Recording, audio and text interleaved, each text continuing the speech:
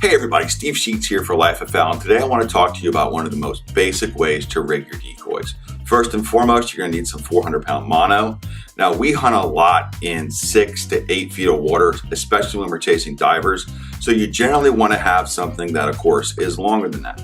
I know we're going to be hunting in 6 to 8 feet of water, so generally I'm going to have about 10 feet of mono. I want to be able to make sure that everything works effectively. Next, nice heavy anchor. I like to use heavier anchors. I hate seeing my decoys float down the river. As you can see, these are handmade blocks, and the last thing I want to do is watch all that hard work and effort just sort of float away on me. So I use a barrel swivel, 300-pound barrel swivel to be exact, and then I use crimps that go ahead and match my monofilament. So how do we do it? It's really simple. All we do is we go ahead and we take our 400-pound mono and we put it through our swivel. It's a double barrel swivel, meaning that there's 2 entrances on each side. I take my swivel, thread it on there, and then I go back through my barrel. And so just like that, I have a nice loop. And what I'm gonna do before I crimp it is I'm gonna take my lighter and I'm just gonna mushroom the end. And what that is gonna do is, if for any reason, if that crimp should fail, it's going to give you that little added extra protection. Now, as you can see there, I don't crimp it down all the way. I don't snug it up. I leave enough of a loop so that way my tackle can swing freely.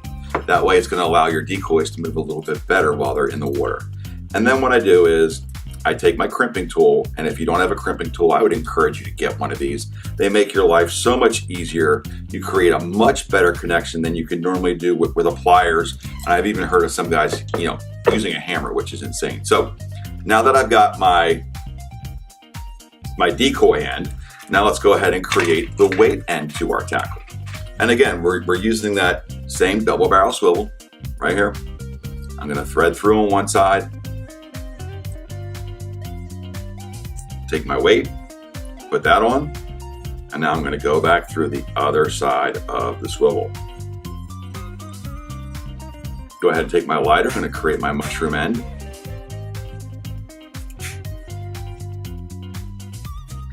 Nice and simple. Then I'm just going to snug this up. Again, I want to make sure that I leave enough so that way that weight can swing freely, ultimately allowing my decoy to swing freely. Also, what that does is it's going to allow your weight to do a little bit better job of grabbing onto the bottom if you're hunting any sort of river bottom or moving current. Now, there's one more thing that I do, and I'm going to go ahead and take one of these 25-cent bungee cords from Walmart. And these things are great because they generally last me anywhere from a couple seasons to 3 if I'm lucky. And all I do is I put them on the end of my weight, and then I am just going to squeeze it shut. And it generally takes me a couple tries to do this. I'm not perfect. But I just sort of squeeze it down and get it on there. There we go. So, and once it's on there, it's gonna stay on there, so you really don't have to worry. There we go, now we got her. So, now I got my business in, and I'm gonna show you why I put the bungee cord on there in a second. But let's first, and the principles that I'm gonna show you now are pretty much universal, whether you're using a plastic decoy with a keel or whether you're using a keelless block like I do. So obviously, just like always, we're gonna go ahead and we are gonna wrap our decoy. Again, nothing rocket science, right? Everybody's with me, pretty simple.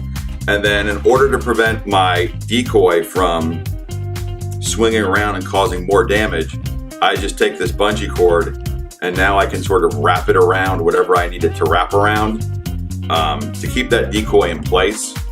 And for me, I just go around the front and around the neck, and now my weight is in place. It's not going to go anywhere, and it's not going to damage my decoy.